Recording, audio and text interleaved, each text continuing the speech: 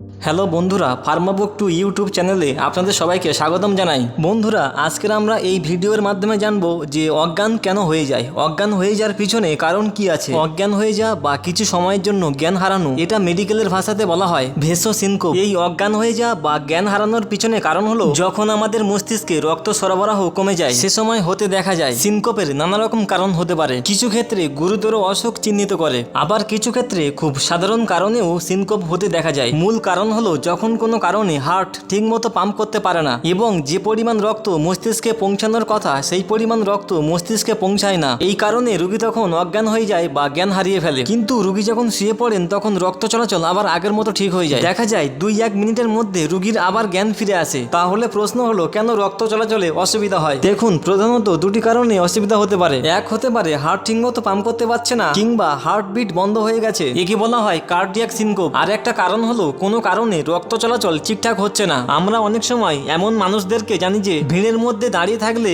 কোনো কাটাছেঁড়া বা রক্ত দেখলে অল্প সময়ের জন্য অজ্ঞান হয়ে যায়। এই ধরনের সিনকোপকে বলা হয় ভেসোভেগাল বা শক। এই কারণগুলির জন্য আমাদের নার্ভাস সিস্টেমের যে অংশ আছে যাকে আমরা প্যারাসিম্প্যাথেটিক নার্ভাস সিস্টেম বলি এবং ভেগাল নার্ভ যা দিয়ে কাজ করে সেটা বেশি হাই স্টিমুলেটেড হয়ে যায়। তার ফলে রোগীর ব্লাড প্রেশার কমে যায়, রোগীর হার্টবিট কমে যায় এবং এই জন্য যে পরিমাণ রক্ত রোগীর মাথায় যাওয়ার কথা সাময়িকভাবে যেতে পারে না, তখন এই ধরনের সিনকোপ হয়। আর এক রকমের সিনকোপ হলো আমাদের রক্ত চলাচলে অর্থাৎ ব্লাড প্রেসারে যে মেকানিজম থাকে সেটা অনেক সময় ডিফেক্টিভ হয়ে যায়। আমরা যখন শুয়ে আছি বা বসে আছি তখন রক্ত চলাচল ঠিক আছে, মস্তিষ্কের মধ্যে রক্ত চলাচল ঠিক থাকছে, কিন্তু যখন আমরা দাঁড়াই তখন রক্ত চলাচল অনেকটা কমে যায়। এই অবস্থায় যে সিনকোপ হয় তাকে আমরা পশ্চারাল সিনকোপ বলি। এক্ষেত্রে দেখা যায় রোগী যখন শুয়ে আছে বা বসে আছে তখন জ্ঞান হারান না, কিন্তু যখন দাঁড়ালেন বা বাথরুমে গেলেন তখন জ্ঞান হারিয়ে ফেললেন। এটাকে বলে পশ্চারাল সিনকোপ। এই সিনকোপ আবার বিনাইন হতে পারে, এর পিছনে কোনো কারণ নাও থাকতে পারে। আবার অনেক সময় নার্ভাস সিস্টেমের কোনো গোলযোগের কারণেও হতে পারে। যাদের অনেক দিন ধরে ডায়াবেটিস আছে তাদের হতে পারে,